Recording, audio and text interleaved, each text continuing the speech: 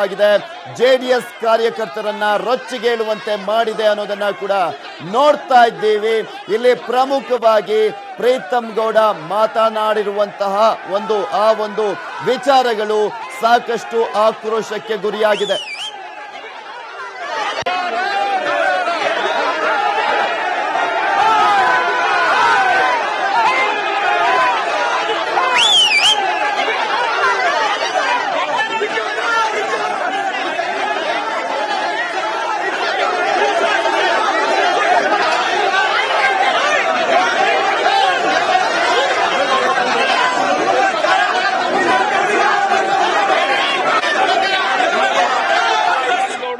ನಮ್ಮ ಶಾಸಕರ ಮನೆ ಮೇಲೆ ದಾಂಧಲೆ ಮಾಡಿ ನಮ್ಮ ಕಾರ್ಯಕರ್ತನಿಗೆ ಮರಣಾಂತಿಕ ಹಲ್ಲೆ ಮಾಡಿ ಇವತ್ತು ಅವನು ಆಸ್ಪತ್ರೆ ಸೇರಿದ್ದಾನೆ.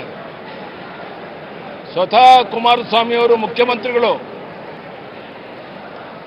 ಆ ಗುಂಪನ್ನು ಒಳಗಡೆ ಬರೋಕ್ಕೆ ಬಿಟ್ಟು ನಮ್ಮವರು 506 ಜನ ಇದ್ರು ಸಹ ಯಾರನ್ನ ಒಳಗಡೆ ಬಿಡದೇನೆ ಈ ಗೂಂಡಾಗಿರಿ ಮಾಡೋಕ್ಕೆ ಅವಕಾಶ ಮಾಡಿಕೊಟ್ಟಿರುವಂಥದ್ದು ಸ್ವತಃ ಕುಮಾರಸ್ವಾಮಿ ಅವರು ಮುಖ್ಯಮಂತ್ರಿಗಳಾಗಿ ಈ ರೀತಿಯ ಕೆಳಮಟ್ಟದ ರಾಜಕಾರಣ ಮಾಡಿದ್ದಾರೆ.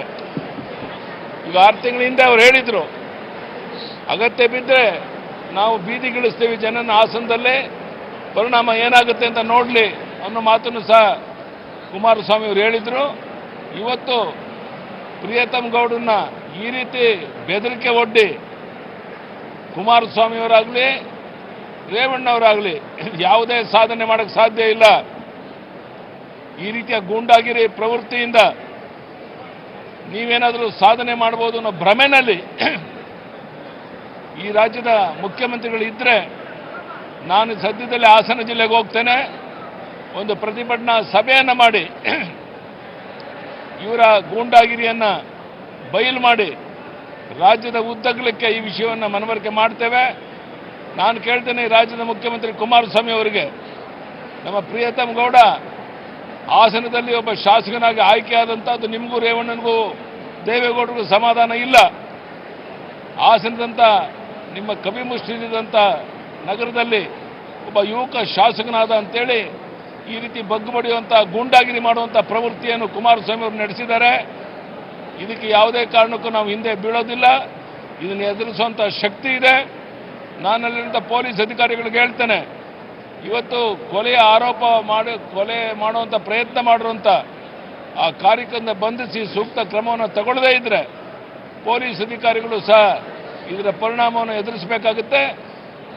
ಕೇಂದ್ರಕ್ಕೂ ಸಹ ನಮ್ಮ ಗೃಹ ಸಚಿವ ರಾಜನಾಥ್ ಸಿಂಗ್ ಅವ್ರಿಗೂ ಸಹ ಇಲ್ಲೇನು ಗೂಂಡಾಗಿರಿ ಮಾಡಿ ನಮ್ಮ ಕಾರ್ಯಕರ್ತರನ್ನು ಹಲ್ಲೆ ಮಾಡಿ ಅವರ ಮನೆಯ ದಾಂಧಲೆ ಮಾಡಿದ್ದಾರೆ.